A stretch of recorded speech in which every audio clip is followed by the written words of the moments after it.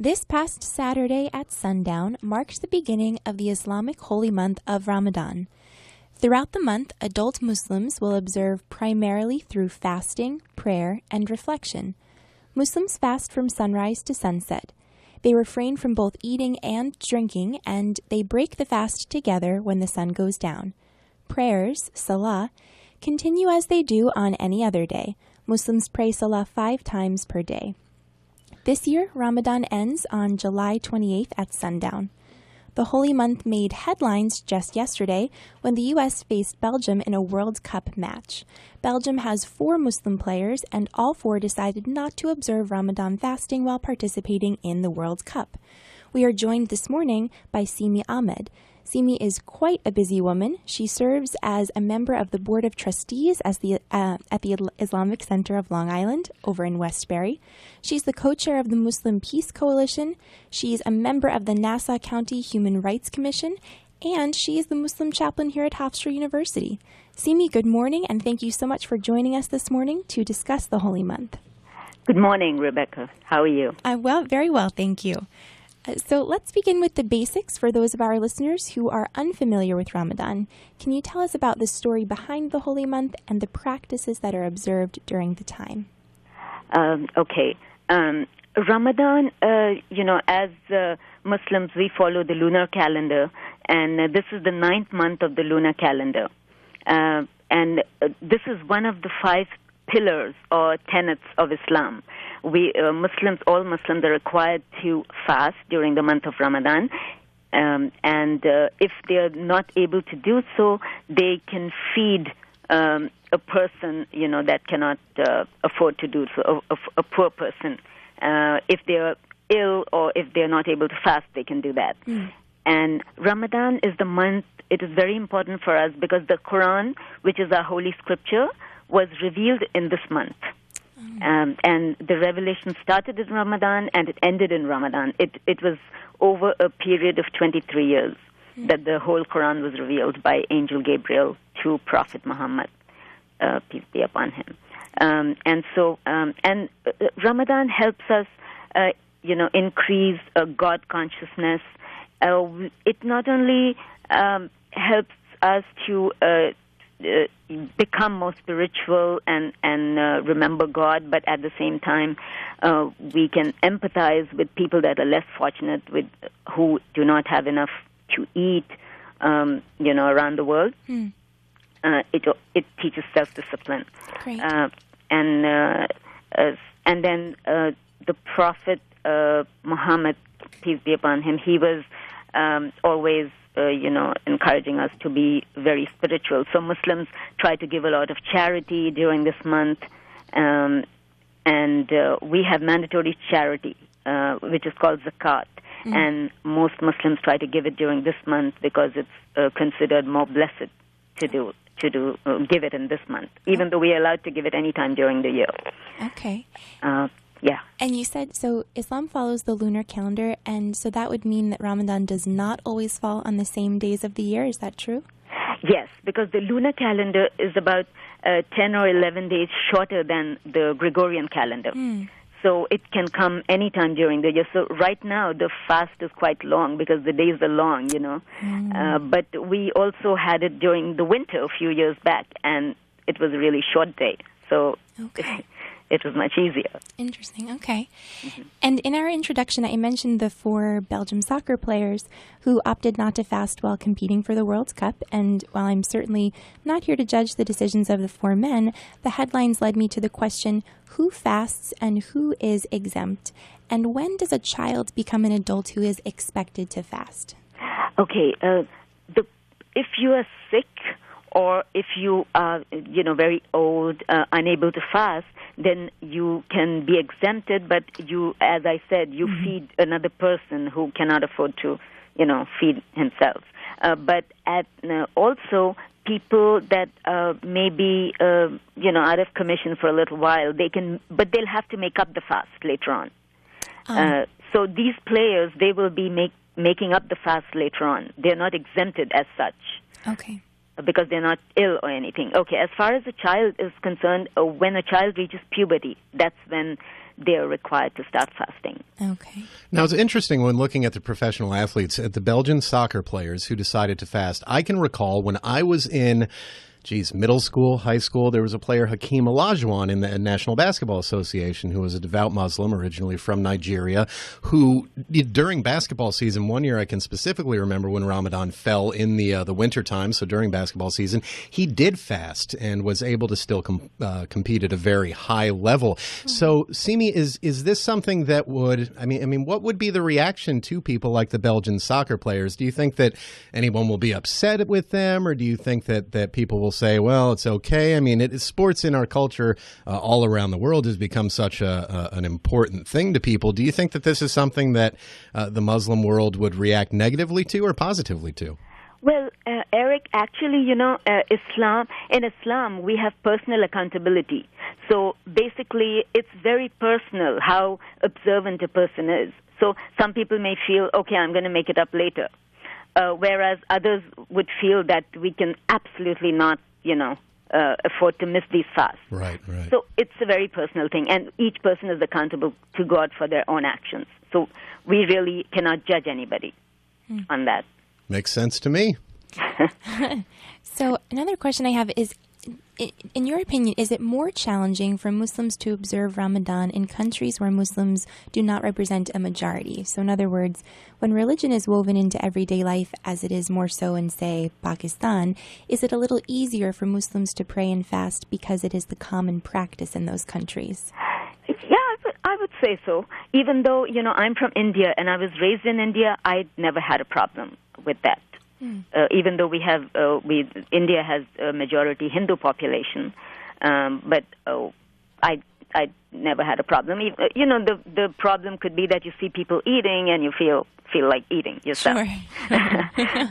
So, but other than that, unless in places where there's communism and when you're not allowed to practice your religion, it may be much harder in places like that. Absolutely. Okay. And in speaking with a few of my Muslim friends, it seems that fasting has the capacity to heighten one's senses, awareness, and appreciation. And you mentioned that a little bit in our first question. Can you speak a bit more about what the act of fasting brings to Muslims? And I know it's personal, but, Yes, I think it, personally, when I'm fasting, and I'm speaking about myself, and I think that's how other people react to it too. On an empty stomach, I think you feel a lot more spiritual than when you're full, and you're more bound to think of doing good, people less fortunate, all those things when you yourself haven't eaten. So I find that it's much more helpful, to raise your level of God consciousness when you don't eat. But of course, when we break the fast in the evening, everybody is gorging on everything. So I've never been able to lose weight. I've tried. It seems like even with fasting diets that people go on, that's all the way it goes. They don't eat and then they gorge at the end. So in this case, of course, something a bit more spiritual. Seemi, putting this into perspective for people who are not Muslims, where in Judaism, Passover is the big holiday. Mm-hmm. In Christianity, you could say Easter, Christmas. I mean, there's a few. In various religions, I would say that there is, I don't know if I want to say a pecking order, but an order of importance and seriousness for the holidays. Where does Ramadan rank within Islam as far as holidays are concerned? Is it the most important one, or is it just one of all of them and they share equal importance? No, this is the most important. Ramadan is the most important. It is called, at the end of Ramadan, we celebrate alFitr. That is, the day after Ramadan ends. And that is a major holiday, the most major holiday. And the other holiday is 2 months and 10 days after Ramadan, which is, Eid al-Adha, which is to commemorate Prophet Abraham's sacrifice, when he was asked to sacrifice his son, but a ram was placed in his place. So we commemorate that. So these are the two major holidays that Muslims celebrate, and Ramadan is the major one. Okay. So again, speaking from a few friends that I know, in breaking the fast, I believe, and I think this is a beautiful tradition, that families will break their fasts together when possible. And I just wanted to know, is it common to break fast in a group if you can, and if so, why? Because, it's a spirit of community and joy, and everybody's making food and celebrating, giving people food, exchanging gifts of food, all these delicacies. So, it's a lot of community together, family and community. So it's a joyous month, basically. And also an important point I wanted to mention about fasting was that God says in the Quran that this is the only act of worship that is between a person and God, where, nobody knows whether you're fasting or not. You can be lying. So this is the only act that is between you and God, and that's what God really loves, because there's no showing off in this. So this act of worship is really, really dear to God. And I know that obviously there are people from all walks of life, all cultures who are Muslim, but are there particular dishes or foods that are eaten that are common to all celebrations of Ramadan, or does this vary according to culture? It varies according to culture, because in Islam, even in just the Islamic Center of Long Island, we have about 35 different ethnicities represented. So all different cultures have different foods. Like in the Middle Eastern culture, you have a lot of dates, but Muslims all over the world have dates also during Ramadan, because it was something that the Prophet did. He would break his fast with dates. Okay. So we do follow that tradition, but then other foods are, from all different cultures all over the world. And so we started to mention, actually, Eric anticipated a question of mine, which is a little bit about the other holidays in Islam, and you already mentioned Eid al-Fitr. I know that this year Eid al-Fitr begins on July 29th, the day after Ramadan ends, as you mentioned. Can you talk a little bit about what that is and how it differs from Ramadan? Okay, Ramadan, during the month of Ramadan, we are fasting the whole day, and at night we have these prayers, optional prayers that are there every night, where the whole Quran is recited and all that. But Eid al-Fitr is the day of celebration where we are not allowed to fast, and we are eating and getting together, going for a special prayer on that day to the mosque, and then everybody gets together, family and friends, and they celebrate the whole day, eating and visiting family and friends. And then we give gifts of money. That is the traditional, it's called Eid. We give a gift of money to kids and, to family members. It's traditional to give money as gifts. I remember, Seemi, having a bit of a personal experience with a Muslim holiday, which I believe was Eid al-Adha, which was when I was in Afghanistan and was actually there with members of the Afghan National Army who they sacrificed a lamb for the dinner. And it was just very interesting to see what's happening in different cultures around the world. And, of course, I think a lot of people who are unfamiliar with Islam do not really know the difference between, like, say, Sunni and Shia Islam. When it comes to the holidays like Ramadan, is there any difference between the different sects within the Islamic religion, or is this something that really brings the various groups together? I think it brings, most groups together, because there's not much of a difference, except not between Sunni and Shia, but then some people believe that, Ramadan starts on the lunar calendar. Some people believe that the moon has to be seen with the naked eye. It has to be sighted, whereas other people believe that we can go by the calculation. Nowadays you can calculate the birth of the moon for hundreds of years ahead of time. So some people believe that we can go by that, whereas others, but then otherwise everybody just, celebrates it. So it could be compared to Christmas, say, in the Christian religion, where, there are different faiths that have different interpretations, but at that time of year, they all come together to celebrate, the time that is the Christmas season. So Ramadan could be compared to that in the Islamic world? Absolutely. Okay. Good. And is there anything in particular happening, for our listeners who are local at the Islamic Center of Long Island during this month? Specific events or speakers or... Yes. Every year we have this interfaith iftar. Iftar is the breaking of the fast. So every year we have an annual interfaith iftar where we invite people from different faith traditions to come and break the fast with us, and that's a really special occasion, and people really enjoy it. And so this year we have it, I think, on July 20th, if I'm not mistaken. That's the day we have it at the Islamic Center. Okay. This year, and everybody loves it. We have a little presentation about Ramadan, and then everybody breaks the fast, and we have dinner. Excellent. And then we have the prayers, of course, every night. We have Hafiz who has memorized. There's a tradition of memorization of the Quran in Islam. Today, if all the Qurans in the world were destroyed, it's in people's heads, letter for letter, word for word. It's been memorized because Prophet Muhammad was not, he was unlettered. He was illiterate. So when Angel Gabriel brought down the verses, he memorized the verses and then reproduced them for people to take them down. So there's been a tradition of memorization, and millions of people have it memorized in the whole world. And so you said something with Hafiz? What was... Hafiz is someone that's memorized the Quran. Ah, okay. Is it also... I must be thinking something else, but is it also the name of one of the 5 prayers throughout the day? It sounds so familiar. No. Okay. No. That's okay. Sometimes we think something and we are wrong, and it does happen even when you're live on the air on the radio. You move on, you deal with it, you go, okay, so... No, but I'm really impressed. You guys know a lot about this already.